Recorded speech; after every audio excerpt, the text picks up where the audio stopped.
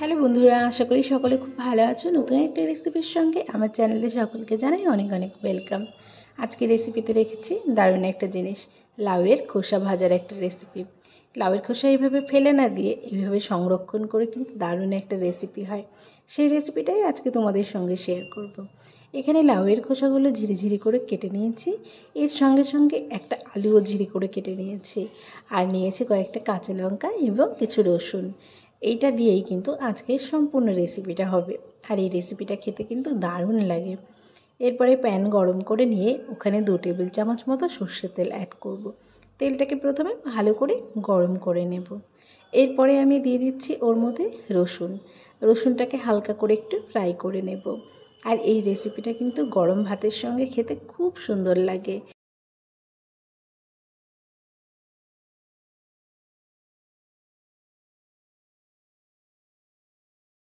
রসুনটাকে একটু হালকা করে ভেজে নিয়েছি, তারপরে কিন্তু এর মধ্যে প্রথমে আলুগুলো দিয়ে দিলাম। আলুগুলো কিন্তু একদম সরু সরু করে কেটে নিয়েছি, যাতে করে তাড়াতাড়ি কিন্তু দুটো ভালোভাবে খোসাটা আর আলুটা সেদ্ধ হয়ে যায় এবং ভালো করে যাতে ভাজতে পারি।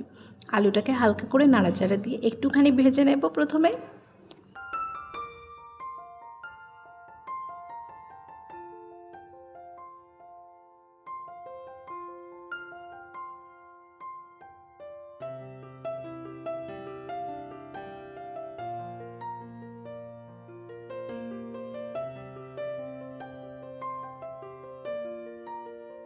আলুটাকে একটুখানি ভেজে নিয়েছি, এই পর্যায়ে কিন্তু লাউয়ের খোসাটাও দিয়ে দেব। লাউয়ের খোসাটাও কিন্তু সেদ্ধ হতে টাইম লাগবে এবং ভাজতে একটু টাইম লাগবে, তার জন্য এখন দুটো ভালো করে মিশিয়ে নিলাম। এবার কিন্তু ধীরে ধীরে এটাকে ভেজে নেব। তো ভেজে নেওয়ার আগে কিছু কিছু জিনিস আমি এর মধ্যে অ্যাড করব। এর মধ্যে আমি সামান্য একটু হলুদ গুঁড়ো ব্যবহার করছি। এই রান্নাতে কিন্তু বেশি একটা হলুদ ব্যবহার করতে হবে না, অল্প একটু করলেই হবে। লাউয়ের খোসাটা একটু সবুজ, তার জন্য কিন্তু হলুদটা বেশি প্রয়োজন নেই। আর দিচ্ছি সামান্য একটু লবণ হলুদ দিয়ে ভালো করে মিশিয়ে নেব। এই রেসিপিটা কিন্তু খুব সহজ এবং খুব সাধারণ একটা রেসিপি। আমরা কিন্তু লাউ রান্না করলে তার খোসা একদমই ফেলে দিই না, এইভাবে কিন্তু খোসাটাকে ভাজা করি। এটা কিন্তু খেতে খুব সুন্দর লাগে। বন্ধুরা, তোমরাও করে কিন্তু খেয়ে দেখবে। এই রেসিপিটা সত্যি অসাধারণ। আর যারা যারা করে খাও তারা আমাকে কমেন্ট করে জানাবে যে কে কে এরকমভাবে লাউয়ের খোসা ভাজা করে খাও। এবার কিন্তু সব কিছু মিশিয়ে নিয়ে ভালো করে কিছুক্ষণের জন্য ঢাকা দিয়ে দেবো, সব কিছু একটুখানি সেদ্ধ হয়ে যাওয়ার জন্য। তো এখানে আমি 5 মিনিট মতো ঢাকা দিয়েছিলাম, ঢাকাটা তুলে দিয়েছি। ঢাকাটা তুলে দিতেই খোসাগুলো কিন্তু অনেকটাই নরম হয়ে এসেছে। এবার এটাকে ধীরে ধীরে করে ভেজে নেব।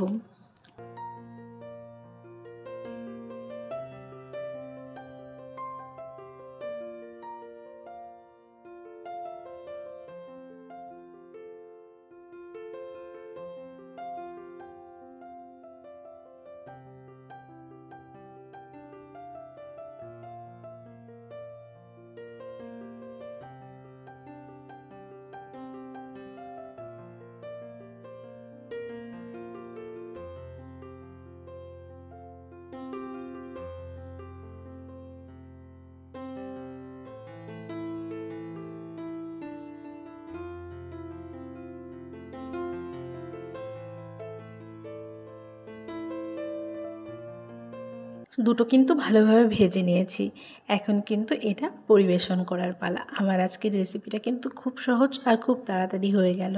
এই সিম্পল রেসিপিটা তোমাদের কেমন লাগলো অবশ্যই কমেন্ট করে জানিও বন্ধুরা। আর এইবার পরিবেশন করে দিয়েছি। এইবার দেখো কতটা সুন্দর লাগছে, আর এটা খেতে কিন্তু ভীষণ সুন্দর লাগে। গরম ভাতের সঙ্গে এরকম একটা ভাজা থাকলে অন্য কিছু আর প্রয়োজনই হবে না। তো আজকের এই রেসিপিটা নিয়ে এখানেই বিদায় নেব বন্ধুরা। আশা করছি তোমাদের ভালো লাগবে রেসিপিটা। আর পরবর্তী রেসিপির জন্য আমার চ্যানেলটিকে সাবস্ক্রাইব করে আমার পাশে থাকতে হবে। তো আজকের মতো এখানেই টাটা, ফিরে আসবো নতুন একটা রেসিপি নিয়ে। সবাই ভালো থাকবে, সুস্থ থাকবে।